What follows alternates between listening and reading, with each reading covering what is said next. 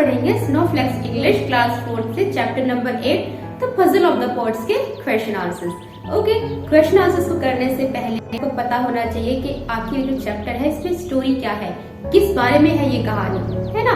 तो अगर आपको नहीं पता है तो आप चैनल पर विजिट करो और स्टोरी को पहले समझो, उसके बाद ही आपको क्वेश्चन आंसर जो है वो समझ आएंगे और आप उनको लर्न भी इजीली कर पाएंगे। ठीक है जी, चलिए पढ़ते हैं। First question is why was the farmer worried about his son. जो किसान था वो अपने बेटों के लिए आखिर क्यों परेशान था, है ना। तो कहानी आपको पता होगी कि उसके जो बेटे थे वो बहुत ही आलसी थे, कोई भी काम नहीं करते थे।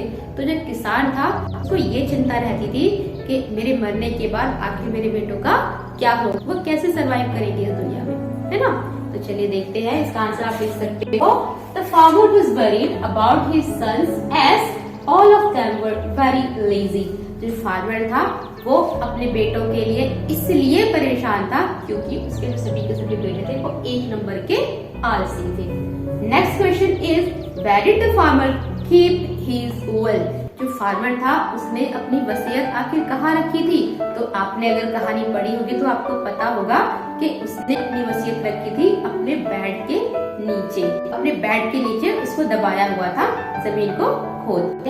तो इसका आंसर आप लिखोगे the farmer kept his will under his bed. Farmer ने जो अपनी विल थी, अपनी वसीयत थी, वो अपने बेड के नीचे रखी हुई थी, है ना।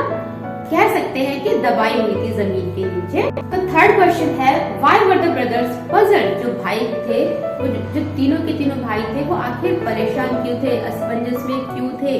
तो अगर आपने कहानी पढ़ी होगी तो आपको पता होगा कि वो क्यों परेशान थे।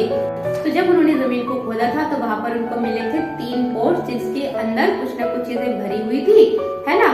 तो वो पता नहीं लगा पा रहे थे कि आखिर इसका मतलब क्या है ना, किसको क्या मिलना चाहिए।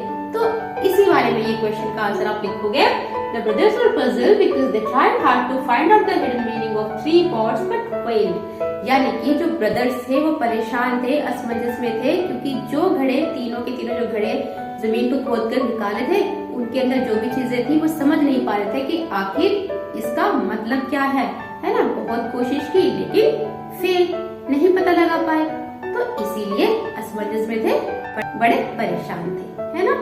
Next question is What did the brothers request the wise man। और जो भाई थे उन्होंने जो वाइज मैन था, बुद्धिमान व्यक्ति था, उनसे आखिर क्या प्रार्थना की थी, है ना।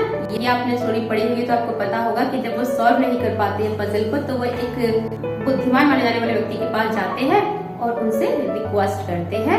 क्या रिक्वेस्ट करते हैं? The brothers requested the wise man to solve the puzzle।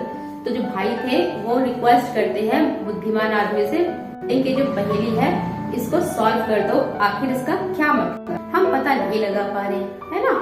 Next question is how did the wise man solve the world's puzzle. यानी कि जो बुद्धिमान व्यक्ति था उसने आखिर उस पहेली को कैसे सुलझाया था। तो आपको पता ही होगा, स्टोरी आपने पढ़ी होगी तो, है ना। इसका आंसर आप लिखोगे the wise man solve the world's puzzle with his wisdom. जो बुद्धिमान व्यक्ति था अपनी बड़ी ही बुद्धिमानी से और समझदारी से उस पहेली को उन्होंने सॉल्व किया। He said the topmost pot contained mud। उसने कहा कि जो सबसे ऊपर का घड़ा है उसके अंदर क्या है, मिट्टी है। So he wants his eldest son to have his fill। तो इसीलिए जो पिता थे वो चाहते थे कि उनके बेटे को क्या मिले, उनके खेत मिले, जमीन मिले। The second pot contained cow dung। It means the second son should have his herd of cattle।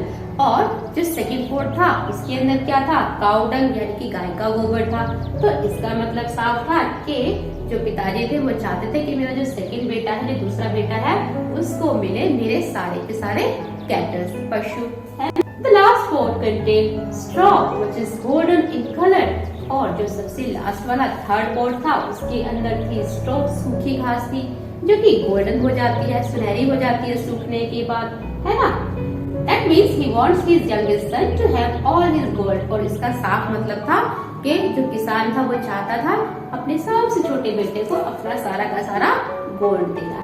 And the coin is my consultation fees। और उसके अंदर एक सिक्का भी था। तो जो बुद्धिमान व्यक्ति कहता है कि ये मेरी कंसल्टेशन फीस होगी, ऐसा सोच के आपके पिता ने इसको इसमें रखा है। तो इस तरह से उन्होंने उस पजल को सॉल्व किया, है ना। आई होप कि आपको ये क्वेश्चन आंसर्स है वो समझ आए होंगे, है ना। क्वेश्चन आंसर्स को लर्न करने का क्या तरीका होता है, देखो पहले क्वेश्चन और आंसर दोनों को अच्छे से समझा जाए, है ना। और उससे पहले पता होना चाहिए स्टोरी का कि आखिर कहानी क्या है, तभी आप क्वेश्चन आंसर्स को इजीली समझ पाओगे और आपको इंटरेस्ट भी होगा उसको याद करने में, है ना। अगर स्टोरी नहीं पता होगी तो आप भूल जाओगे, अगर याद हो भी जाएगा तो भी आप भूल जाओगे, है ना।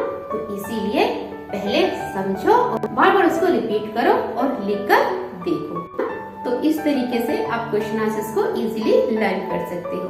आई होप कि आपको ये क्वेश्चन आंसर समझ आए होंगे। मिलते हैं नेक्स्ट वीडियो में नेक्स्ट टॉपिक के साथ। Bye, take care, have a nice day, thank you for watching.